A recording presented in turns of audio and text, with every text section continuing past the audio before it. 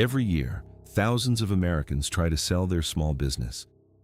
Many hear the same 7 words: there is nothing here to buy. The ones who walk out rich knew one thing first. Let's take a closer look. There is a small office in every American town where financial daydreams go to get weighed. It belongs to the business broker.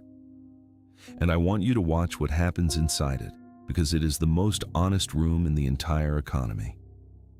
A man walks in. He has spent 11 years running a vending machine route. 30 machines, 3 counties, restocked every single week, rain or shine. It clears $4,000 a month, every month.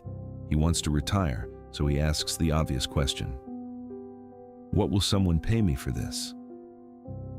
The broker looks at the books, looks up, and gives him a number barely above the resale value of used vending machines. 11 years. Priced like a garage sale. Same week, same office. A woman walks in with a business making about the same monthly profit. She walks out with a deal that puts her over $1 million. Same income. Wildly different endings. Here's the part nobody selling you boring business dreams on the internet will say out loud. The difference was not the effort, not the industry, and definitely not luck. It was one structural ingredient, something you can check before you ever spend a dime. So today, we are going to sit on the buyer's side of that desk, and we are going to find out exactly what turns a boring business into actual wealth, and which famous ones never will. Let us start with what a business is actually worth.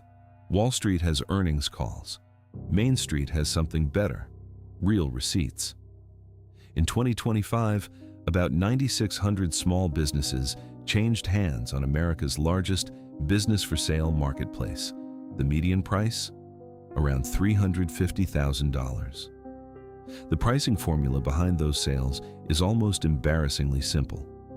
Take the yearly profit that lands in the owner's pocket and multiply it by somewhere between 2 and 3. That multiple is the entire game. But here's the sentence I need you to tattoo somewhere. Buyers only multiply profit that survives without the previous owner.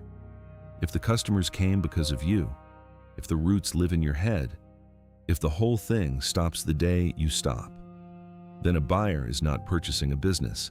They are purchasing a hostage situation.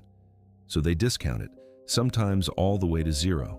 Buyers pay for businesses. They do not pay for you. No offense, they would not pay for me either.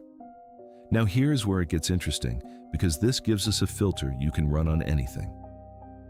I call it the walkaway test. Lock the doors, fly to Florida for 3 months, and ask 3 things. 1. Does the money keep arriving on its own? Renewing, recurring, automatic? 2. Is each sale small enough that no customer needs a family meeting to approve it? 3. The heavyweight. When you come back, is there something still standing that a stranger would write a real check for? Every business in this video gets exactly that test. Watch how cleanly they split. First, the famous ones, the internet's favorites. And let me be fair, none of these are scams. They pay real money. They just fail that third question, and the failure quietly costs people decades. Vending machines. The pitch is earn while you sleep. The math disagrees. After product costs, location commissions, gas, and repairs, one machine honestly clears between $100 and $200 a month. To replace an American salary, you need 25 or 30 of them, which means you now run a delivery route that pays in quarters. Say you build it anyway, roughly $3,700 a month. Stay with me, because this next number changes everything. When does your net worth cross $1 million? About 17 years. And almost every dollar comes from taking that cash and parking it in an S&P 500 index fund. The machines themselves resell for next to nothing. The fund did the work. The route was just the day job feeding it. That is not passive income. That is a paper route with a business card.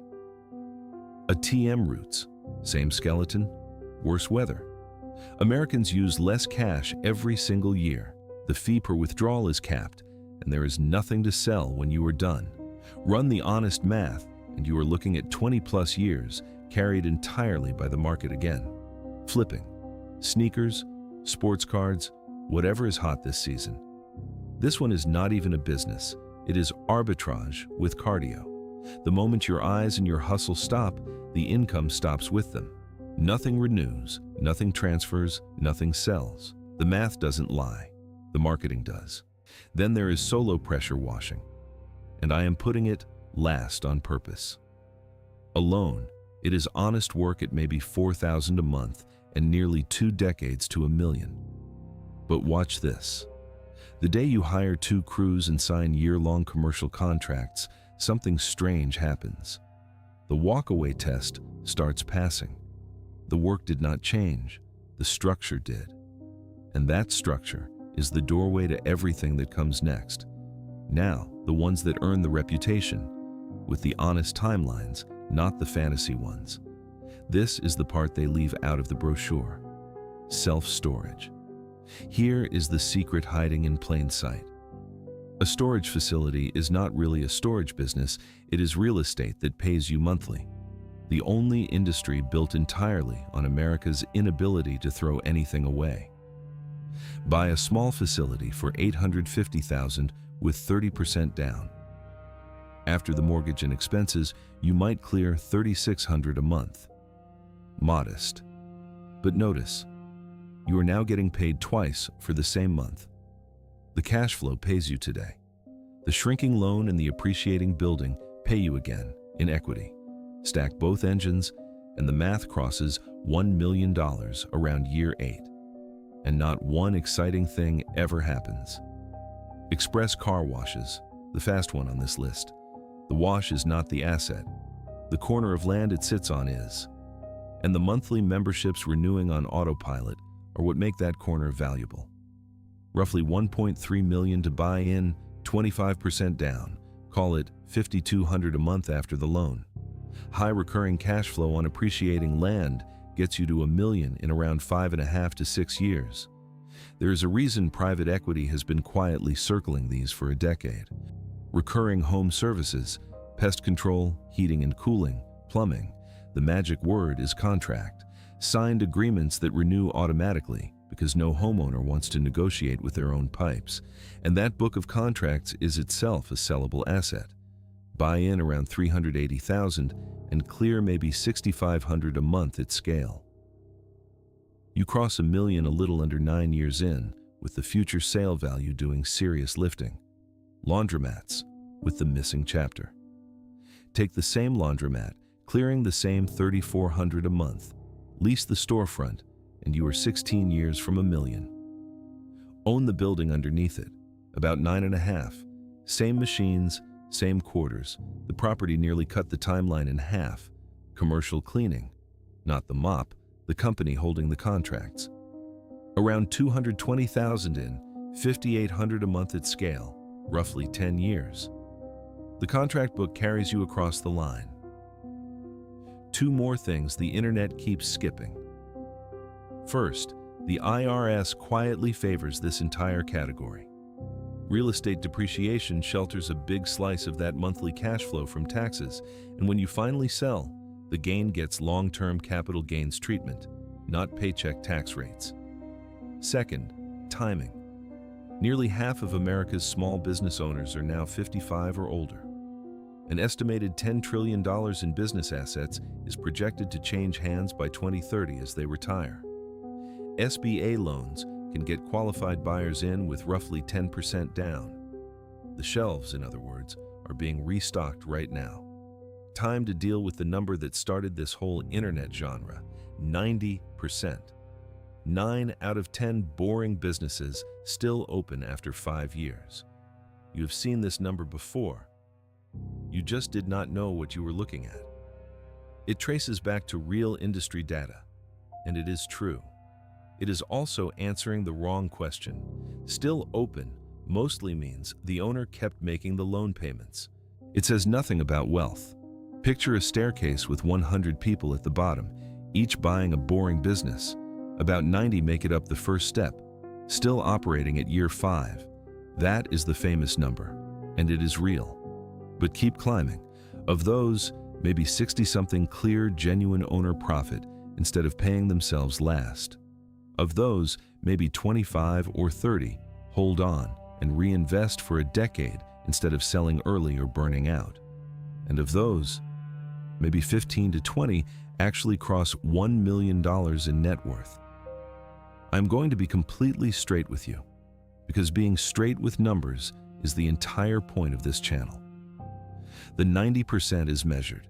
Everything above it on that staircase is a model built on reasonable assumptions.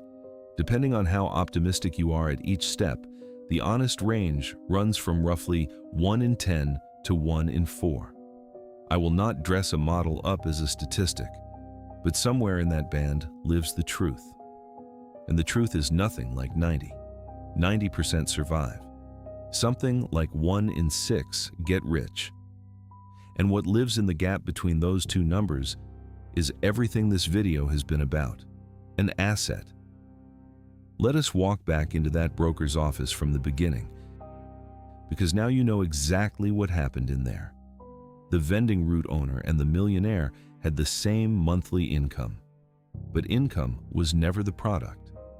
When the day of truth arrived, one of them had something underneath the cash flow, something that renews, something a stranger would buy. And one of them was the something. The market did not punish his effort. It priced his structure. Here's the one move I want you to keep. Run the walkaway test before you believe anyone's boring business math. Does the money renew itself? Does each sale happen without a committee?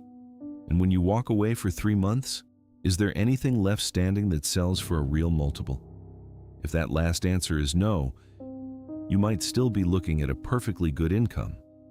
Just do not confuse it with wealth. An income pays for your life, an asset pays for your future, and only one of them keeps compounding while you sleep. One more thing, because the window for getting this right is genuinely unusual. An entire generation of American owners is heading for the exit at once. Their businesses, the ones with real assets underneath, are hitting the market whether anyone is paying attention or not. If today saved you 17 years on a vending route, do me one quiet favor. Subscribe, so the next time the internet discovers a passive income goldmine, you hear the real math from me first. I'm Warren Bucket.